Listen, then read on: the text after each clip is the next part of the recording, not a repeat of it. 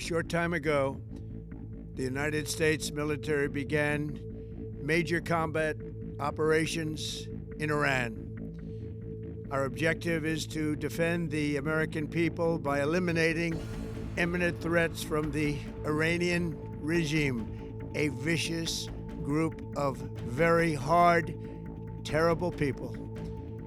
Its menacing activities directly endanger the United States, our troops, our bases overseas, and our allies throughout the world. For 47 years, the Iranian regime has chanted death to America and waged an unending campaign of bloodshed and mass murder, targeting the United States, our troops, and the innocent people in many, many countries. Among the regime's very first acts was to back a violent takeover of the U.S. Embassy in Tehran, holding dozens of American hostages for 444 days. In 1983, Iran's proxies carried out the Marine barracks bombing in Beirut that killed 241 American military personnel. In 2000, they knew and were probably involved with the attack on the USS Cole. Many died. Iranian forces killed and maimed hundreds of American service members in Iraq. The regime's proxies have continued to launch countless attacks against American forces stationed in the Middle East in recent years, as well as U.S. naval and commercial vessels in international shipping lanes. It's been mass terror, and we're not going to put up with it any longer.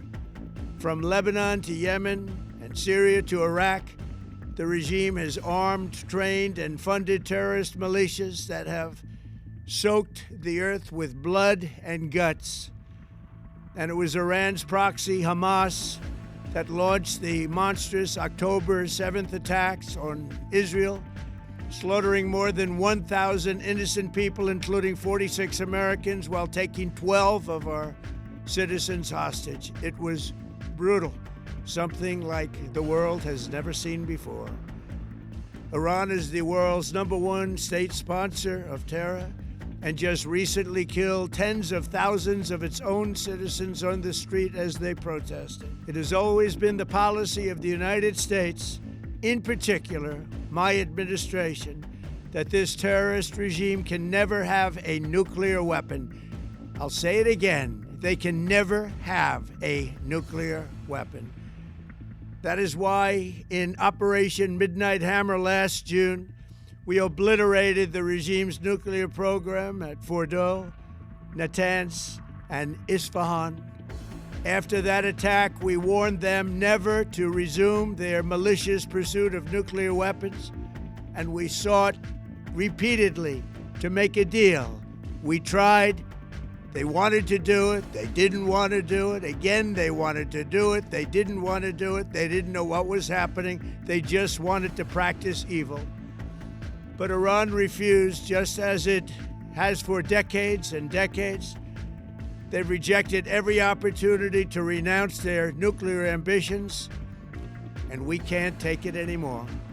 Instead, they attempted to rebuild their nuclear program and to continue developing long-range missiles that can now threaten our very good friends and allies in Europe, our troops stationed overseas, and could soon reach the American homeland.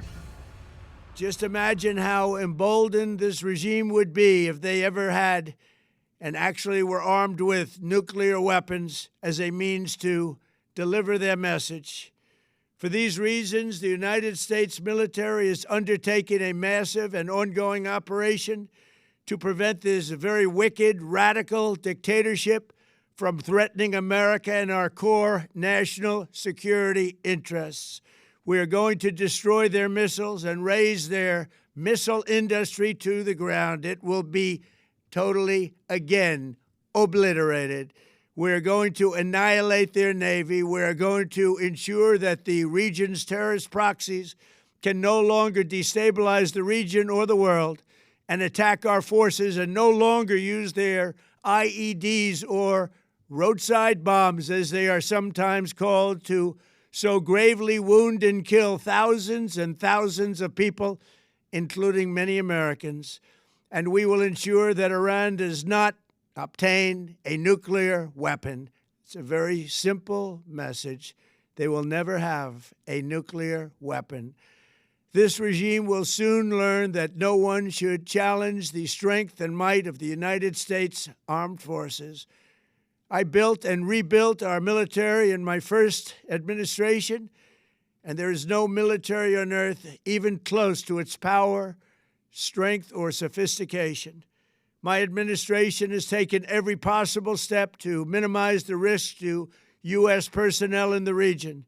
Even so, and I do not make this statement lightly, the Iranian regime seeks to kill. The lives of courageous American heroes may be lost, and we may have casualties. That often happens in war. But we're doing this not for now. We're doing this for the future, and it is a noble mission. We pray for every service member as they selflessly risk their lives to ensure that Americans and our children will never be threatened by a nuclear-armed Iran. We ask God to protect all of our heroes in harm's way, and we trust that, with His help, the men and women of the armed forces will prevail. We have the greatest in the world, and they will prevail. To the members of the Islamic Revolutionary Guard, the armed forces, and all of the police, I say tonight that you must lay down your weapons and have complete immunity, or, in the alternative, face certain death. So, lay down your arms. You will be treated fairly with total immunity, or you will face certain death. Finally, to the great, proud people of Iran, I say tonight that the hour of your freedom is at hand. Stay sheltered. Don't leave your home. It's very dangerous outside. Bombs will be dropping everywhere. When we are finished, take over your government. It will be yours to take. This will be probably your only chance for generations. For many years, you have asked for America's help, but you never got it. No president was willing to do what I am willing to do tonight. Now you have a president who is giving you what you want. So let's see how you respond. America is backing you with overwhelming strength and devastating force. Now is the time to seize control of your destiny and to unleash the prosperous and glorious future that is close within your